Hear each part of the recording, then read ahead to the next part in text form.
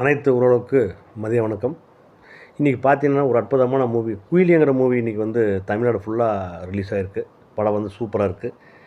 அது என்ன விசேஷம்னா first of அந்த குயிலி படத்தோட ஃபஸ்ட் ஆஃப் பார்த்திங்கன்னா அந்த ஹீரோ அவர் வந்து ஒரு ரொம்ப ஏழ்மைய குடும்பத்தில் இருந்து அப்படியே அந்த சின்ன சின்ன வேலை செஞ்சுருக்கும்போது ஒரு அவருக்கு ஒரு அடிபடும் போது அந்த வலி தாங்க முடியாமல் குடிச்சிடுறாரு.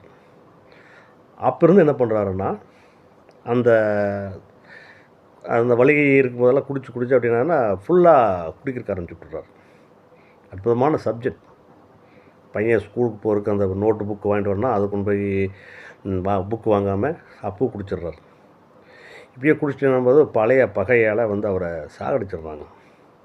அந்த சாகடிச்சு அந்த இடைவெளியில் விடுறதுக்கு முன்னாடி ஒரு பாட்டு இருக்கு பாருங்கள். சூப்பரான பாட்டு, அற்புதமான பாட்டு. அது தேட்டரில் போய் பாருங்கள். ரொம்பவே ஒரு சின்ன ஒரு பையன் அந்த குயிலுக்கு வீட்டுக்காரர் இறந்துடுறாங்க. நிலைமை நினச்சி பார்த்தோன்னா அந்த பாட்டு நானே வந்து அந்த இடத்துல அழுதுட்டேன். அந்தளவுக்கு அந்த பாட்டு அந்த நல்லா இருக்குது.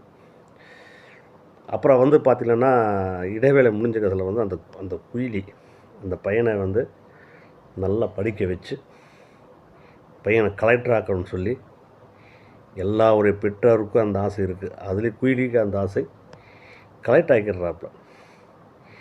ஆனால் அந்த கலெக்டரே வந்து அம்மாவுக்கு வந்து ஆப்போசிட்.